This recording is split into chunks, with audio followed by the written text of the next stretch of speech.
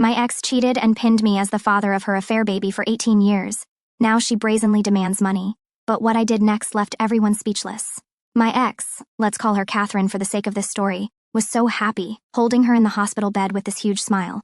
But the second I looked at Emma, this weird feeling hit me. She didn't look like me at all. Now, I'm not one to jump to conclusions, but she had none of my features. Her hair was lighter, her skin tone was different, and I swear her eyes were a shade of blue that didn't come from anywhere in my family. But then I thought, whatever, babies change as they grow, right? So I pushed it down. For a few weeks, I tried not to think too much about it, convincing myself I was just being paranoid. I mean, we've all heard those stories about people who thought the same thing and it turns out they were just wrong, right? I tried to go with that idea. Maybe Emma would grow out of it, and one day I'd wake up, look at her, and be like, oh yeah, she's definitely mine. But deep down, something was gnawing at me. Catherine seemed different after Emma was born too. She was still sweet, still acting like everything was normal, but there were these moments where she just seemed distant. There were times when she'd catch me staring at Emma and get this strange look on her face, like she was hiding something. I'd ask if everything was okay, and she'd just brush it off, say she was tired or stressed, the usual new mom stuff. After 2 months of trying to ignore my suspicions, I couldn't take it anymore.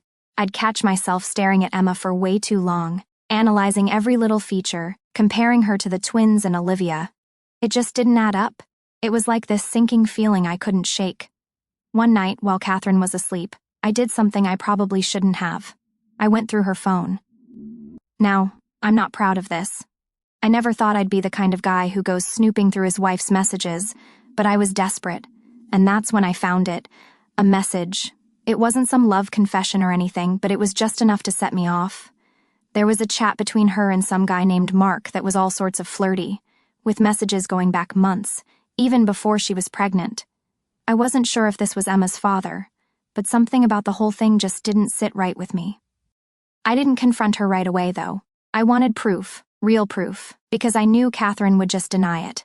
So I waited a few more weeks, and that's when I did the paternity test.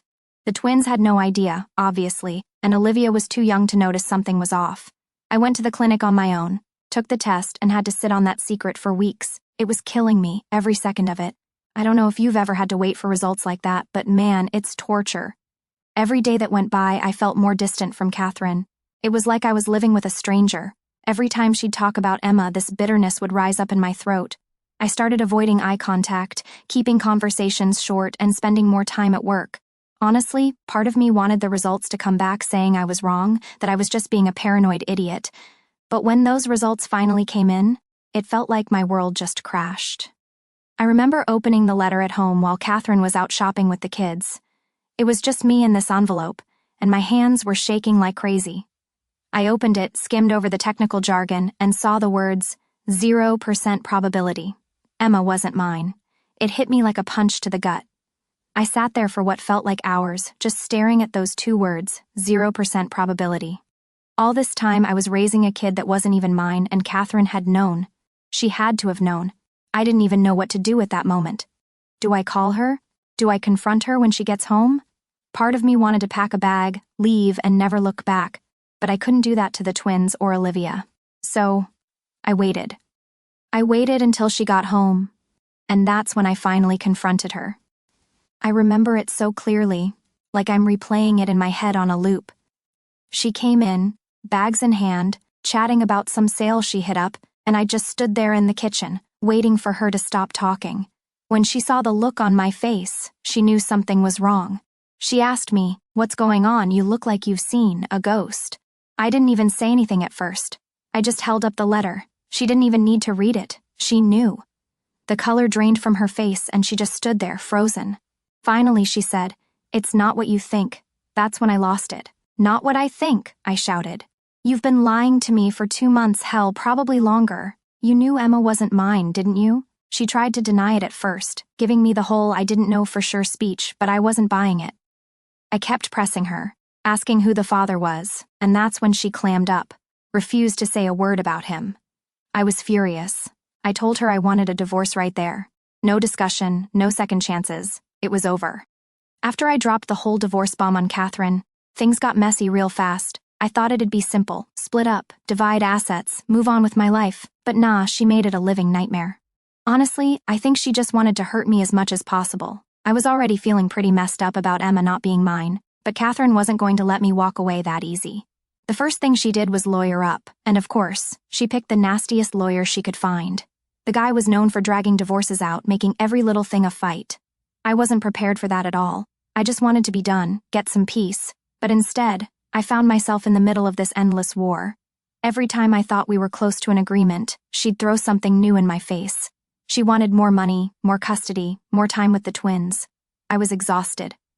I'll never forget the first court hearing. I walked in thinking, I got this. I had proof of her cheating, I had the paternity test, and I thought that'd be enough for the judge to see things my way. But nope. The second Catherine's lawyer opened his mouth, it was like everything flipped upside down. They started painting this picture of me as the bad guy, the unfit father, the one who abandoned Emma. They twisted every little thing, like the fact I moved to a different city after the divorce. Suddenly, I was disrupting the children's lives, making it hard for them to have stability. It was insane. I sat there listening to this, feeling like I was in some kind of alternate reality. I mean, I was the one who'd been lied to, cheated on, stuck paying for a kid that wasn't even mine, and somehow they turned me into the villain. But here's the thing. They didn't even care about Emma not being mine. The court didn't give a damn. Even with the paternity test, they ruled that since I was married to Catherine when Emma was born, I was still on the hook for child support. I tried to fight it, I really did, but it felt like every door I knocked on got slammed in my face. The legal system was a joke. What made it worse was Catherine's refusal to name Emma's real father. She just stood there, playing dumb, claiming it was some random fling like she didn't know. I didn't buy that for a second. She knew exactly who he was, but she kept him hidden to protect her own ass. And meanwhile, I was stuck with the bill. The worst part, though, was the custody battle for the twins and Olivia. That cut deep. I had always been there for my kids. I loved them more than anything, and now Catherine was trying to take them away. She didn't care about what was best for them. This was all about control. She wanted to punish me for leaving her, and she was using the kids to do it. It was sick. I remember one hearing where her lawyer went off about how unstable I was, how I abandoned Emma and wasn't a fit father. I nearly lost it in that courtroom. I wanted to scream, I didn't abandon anyone, she's not even my kid. But of course I had to sit there, keep my cool, and let my lawyer do the talking. The whole thing felt like a losing battle from the start. It dragged on for months. Months of sleepless nights, stressing over every little detail, wondering if I'd ever get a fair shot. I tried to keep it together for the twins and Olivia, but even they could tell something was off. They'd ask me why I wasn't around as much, why I always seemed upset, and I didn't know how to explain it to them. How do you tell your kids that their mom is trying to take them away from you?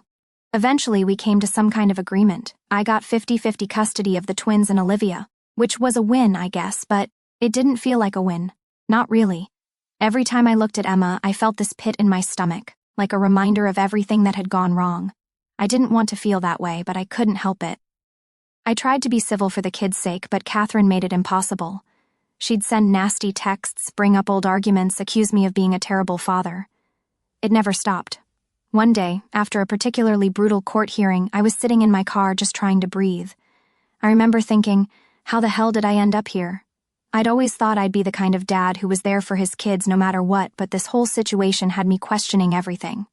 Was I doing the right thing by fighting for custody? Was I dragging the kids into a mess that wasn't their fault?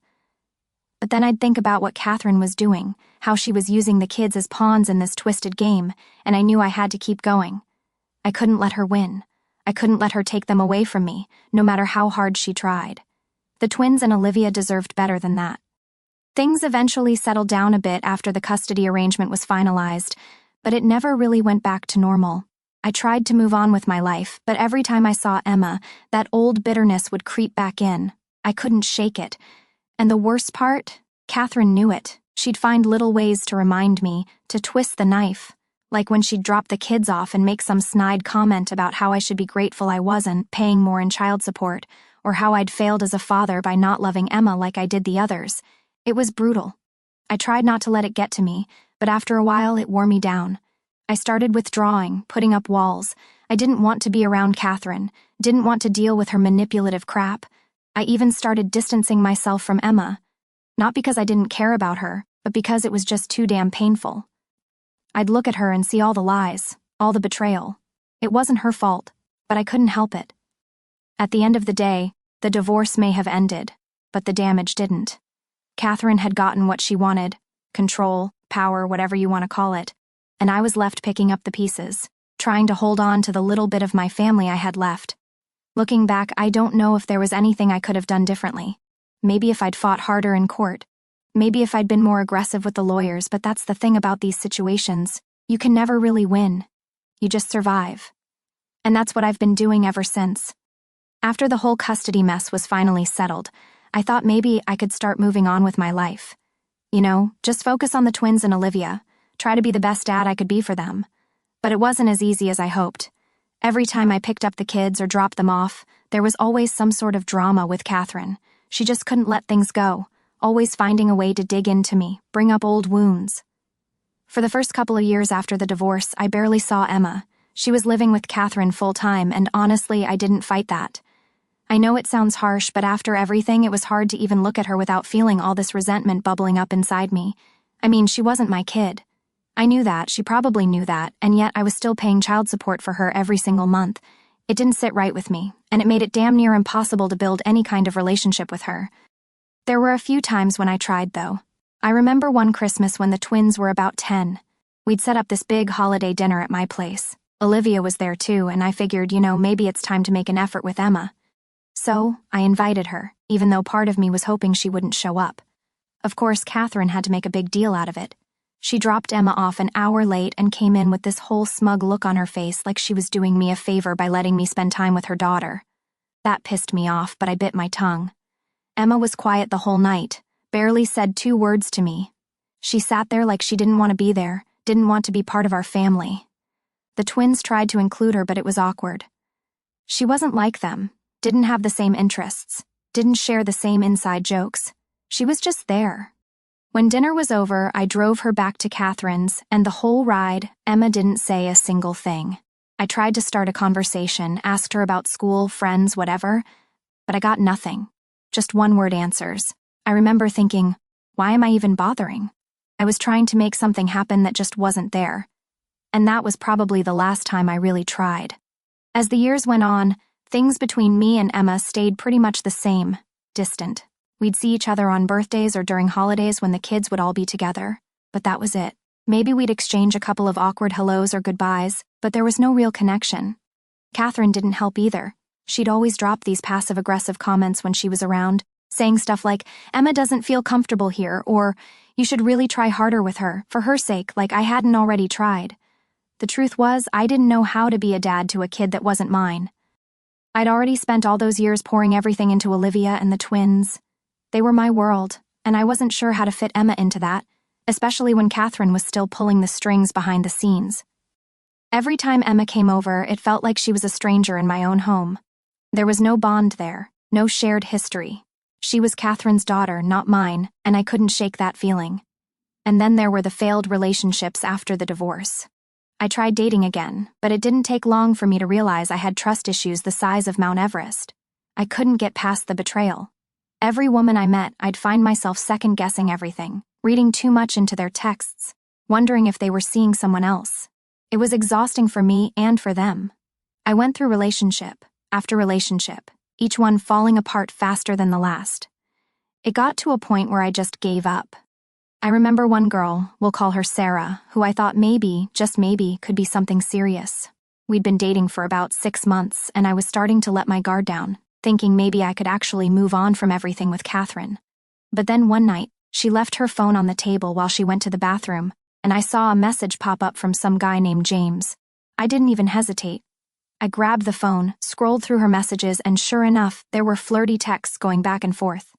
I confronted her the second she came back, and she swore it was just a friend, nothing more, but by then I didn't care. I was already done. I broke things off right there, and she stormed out, calling me every name in the book. I didn't blame her, really. I was damaged, and it was unfair to drag someone else into my mess. After that, I stopped trying. Figured it was easier to be alone than to keep getting hurt. That's how it was for a long time. Just me and the kids. I threw myself into work, trying to build something stable for the twins and Olivia. Every time Catherine asked for more money, I'd get more pissed off. I wasn't rolling in cash or anything, but she acted like I was some sort of ATM, ready to spit out euros on command. The worst part was, every time she'd ask, it wasn't even for the twins or Olivia. It was always for Emma. New clothes, school trips, some sports activity, whatever it was. It was always Emma needs this or Emma needs that.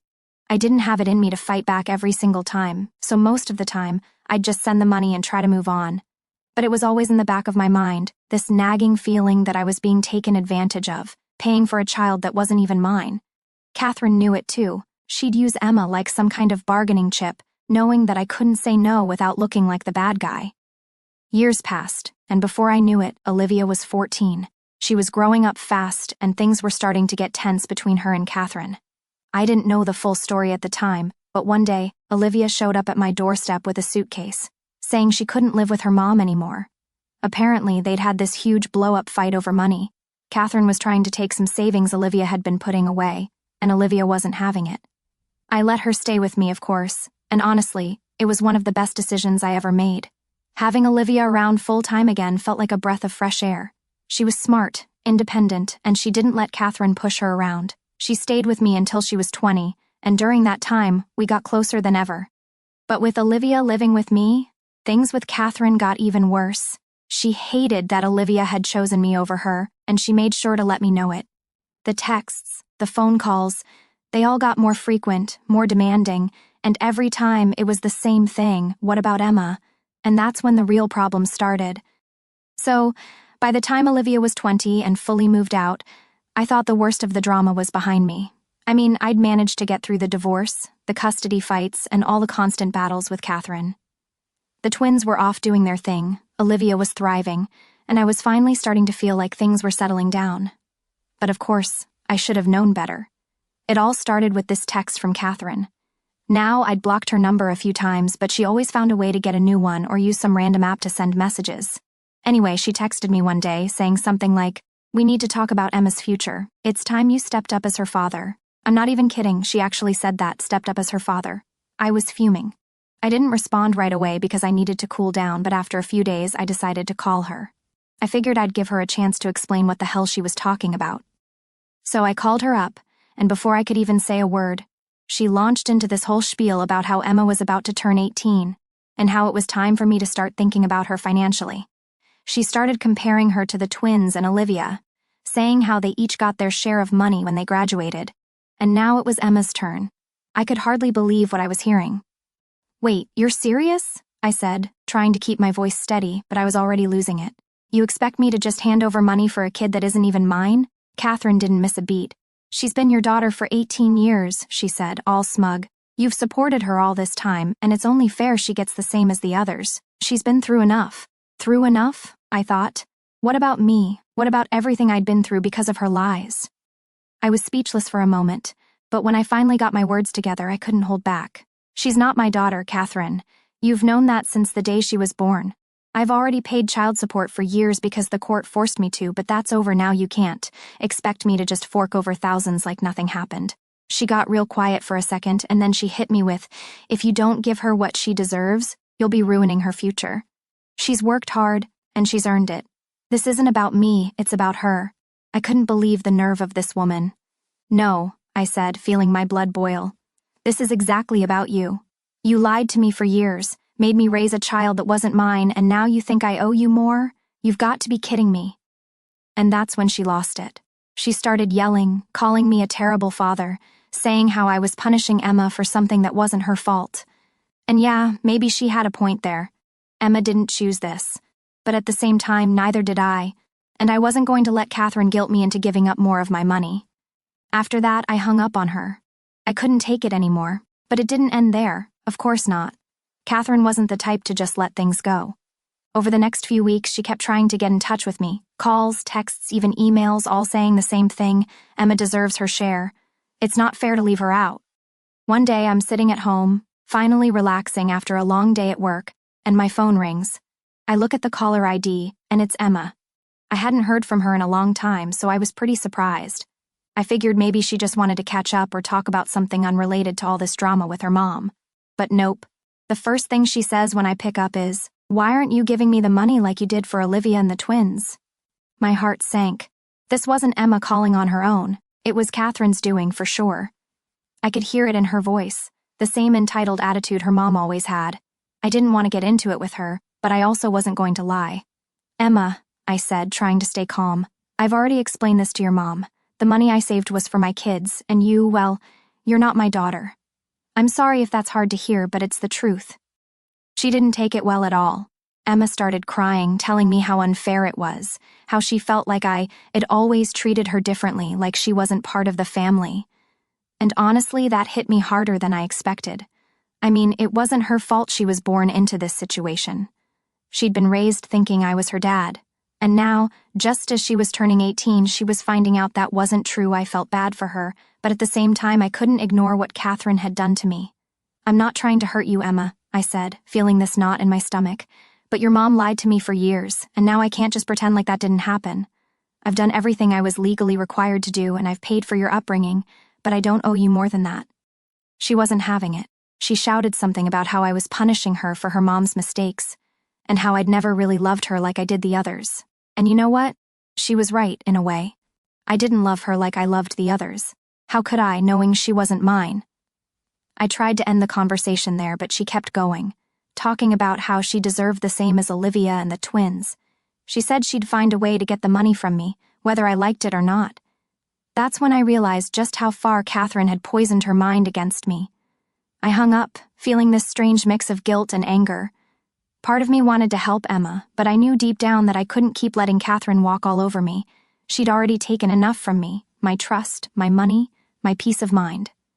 I wasn't going to let her take more. Over the next few days, Catherine kept pushing. She even had some lawyers send me a letter threatening to take me to court if I didn't give Emma the money, but I knew they didn't have a leg to stand on. The child support was done, and I'd already given more than enough. It felt like I was being ganged up on, not just by Catherine but by Emma too. And while I could understand Emma's feelings, I couldn't let myself get dragged back into their mess. Not again. Not after everything I'd been through. So I blocked Catherine's number again and decided that was it. No more money, no more games.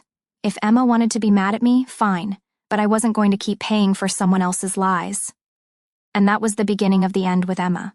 After blocking Catherine's number for what felt like the 100th time, I really thought that was it. I mean, I had made my position clear. No more money, no more manipulation. Emma had turned 18, and legally, my responsibilities were over. I'd paid child support for years, raised 3 amazing kids of my own, and done more than enough for a child that wasn't even mine. I was done, or so I thought. But just when I thought things had finally quieted down, Catherine found a way to stir things up again. It was a Saturday afternoon, and I was at home, relaxing for once.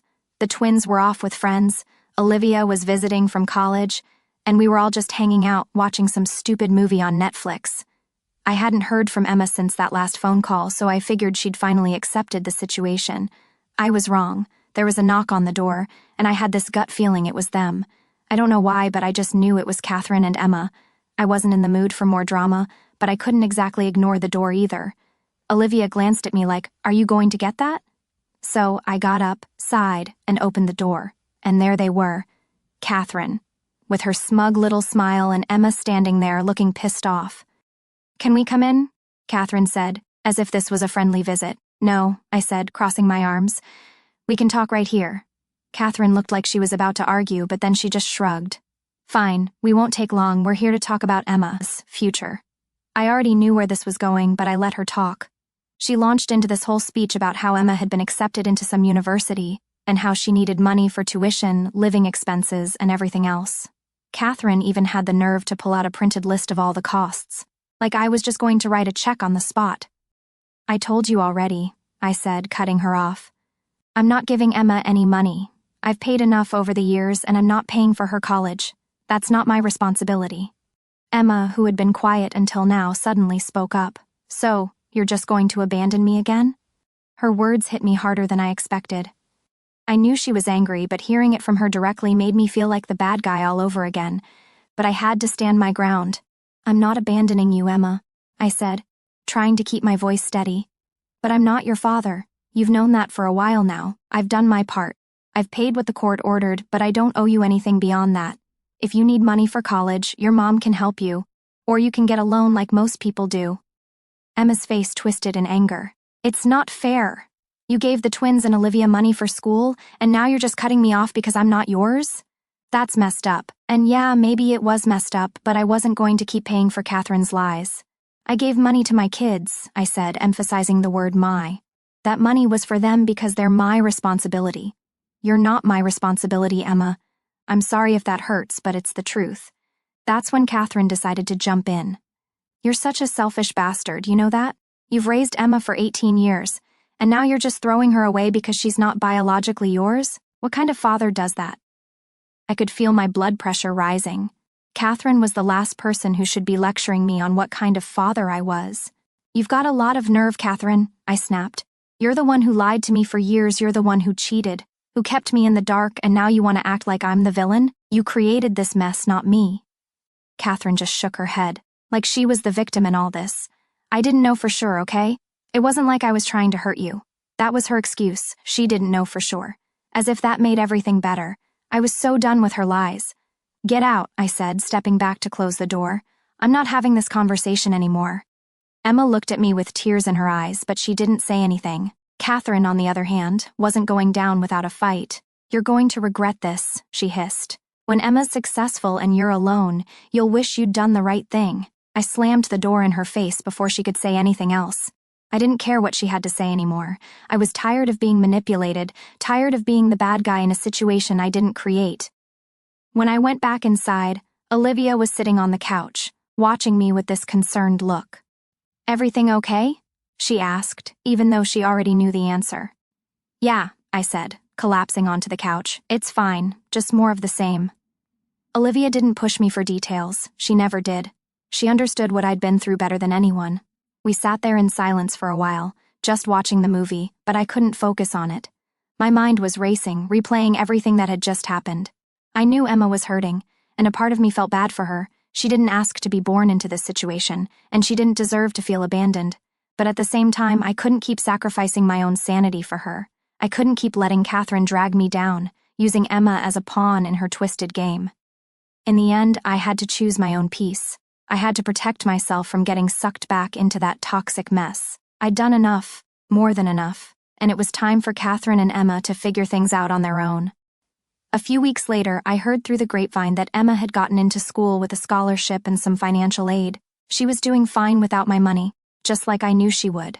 Catherine had tried to make it seem like I was the only thing standing between Emma and failure, but that wasn't true. Emma was strong, smart, and capable. She didn't need me, not really. And as for Catherine, well, I haven't heard from her since. Hopefully, that means she's finally realized that I'm not her safety net anymore. She's going to have to face the consequences of her actions, whether she likes it or not. I'm not going to lie and say everything's perfect now. I still think about Emma sometimes, wonder if I could have handled things differently, but in the end, I did what I had to do to protect myself.